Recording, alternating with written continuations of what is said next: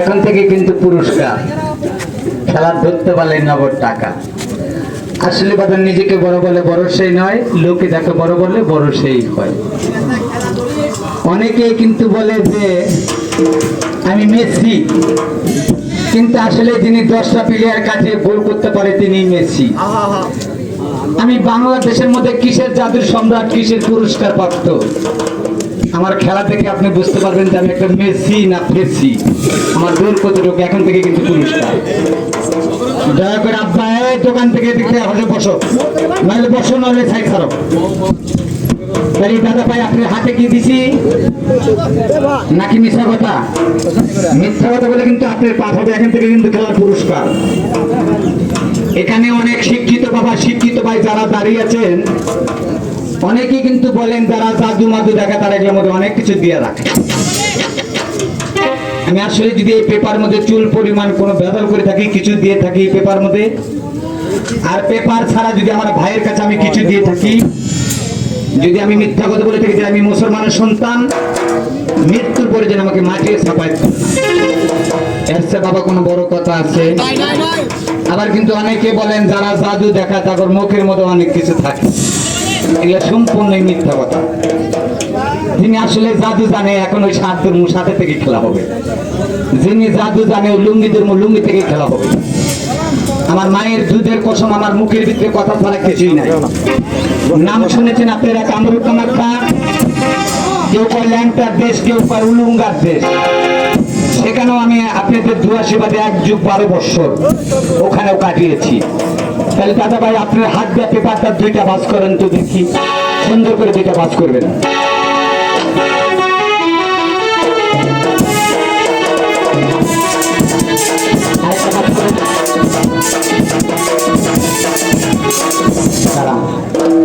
এখন আপনার সামনে মাটির মধ্যে পেপারটা রাখেন।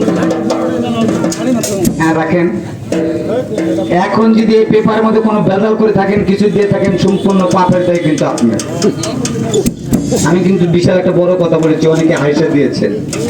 আমি চুল পরিমাণ যদি কোনো ভেজাল করে থাকি, কিছু দিয়ে থাকি, তাহলে মৃত্যুর পরে যেন আমার মাটিতে সাফাই করে না, তাহলে ভেতর করলে কিন্তু আমার ভাই করেছে, আমি কিন্তু করিনি। খেলা থেকে লক্ষ্য করেন, এই যে দেখেন বাজান বিড়িটা ফালাই দেন, একটু বেদবি করতেছি, রাগ করেন না। রাগ করলেন বাজান, রাগ করলেন? আচ্ছা আপনার হাত দিয়ে বিসমিল্লাহ করে যেখান থেকে মন চায় এক চিমটি মাটি তুলেন তো দেখি। তাহলে কি তুলেছেন? কি তুলছেন? এই মাটিটা ওই কাগজের উপর রাখেন তো দেখি।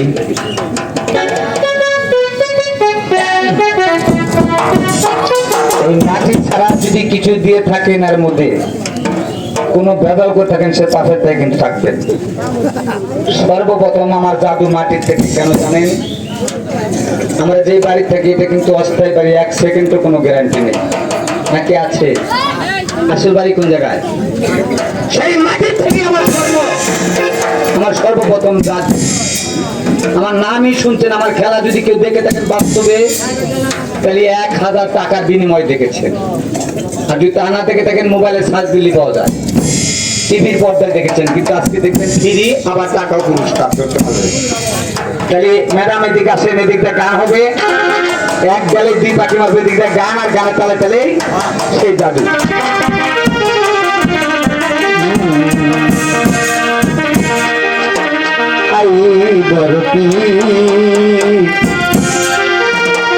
আব্দুল কাদের জিলানী, ছোট্ট করে একটা প্রশ্ন করবো, এখানে অনেক মুসলমানই দেখা যায় বেশি, হিন্দু লোক কম আছে।